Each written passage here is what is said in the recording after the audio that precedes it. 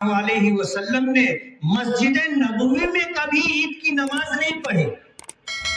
حالانکہ ہر مسلمان کو معلوم ہے کہ مسجد حرام میں ایک نماز 1,00,000 نمازوں کے برابر ثواب رکھتی ہے، مسجد نبوی میں ایک نماز 50,000 نمازوں کے برابر، اور ایک روایت کے مطابق 1,000 نمازوں کے برابر ثواب رکھتی ہے۔ لیکن نبی کریم صلی اللہ علیہ وسلم نے عید کی اور بقرعید کی نماز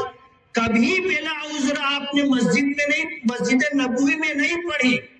آپ بستی سے باہر جا کر کے عید کی نماز کھلے میدان میں پڑھا کرتے تھے۔ آج ہم کھلے میدان میں آئے ہیں، یہاں مسجد نہیں ہے، اس لیے جو لوگ مسجدوں میں عیدین کی نماز پڑھتے ہیں وہ اس بات کو اچھی طرح ذہن میں بٹھا لیں کہ یہ نبی کے طریقے کے خلاف ہے۔ ہاں،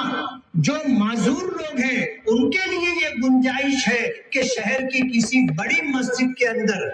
نماز کا اہتمام کیا جائے، جو زیادہ بوڑھے، ضعیف اور بیمار لوگ ہیں وہ وہاں پر عید کی نماز پڑھیں، اور جن کو اللہ نے صحت دی ہے، تندرستی دی ہے، جوانی دی ہے، انہیں مسجد میں عیدین کی نماز ادا کرنے کی اجازت نہیں۔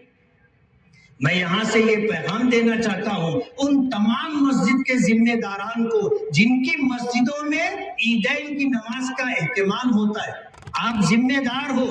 آپ نبی کے طریقے کے خلاف کر رہے ہو، کل قیامت کے دن تمہیں اس کا حساب دینا ہوگا، اللہ کے یہاں جواب دینا ہوگا کہ تم مسجد کے ذمہ دار تھے اور نبی کے طریقے کے خلاف مسجد میں نماز عید ادا کی جا رہی تھی اور تم نے منع نہیں کیا، تم نے روکا نہیں۔ کل قیامت کے دن ٹرسٹیوں سے اس کا حساب و کتاب ہوگا، پوچھا جائے۔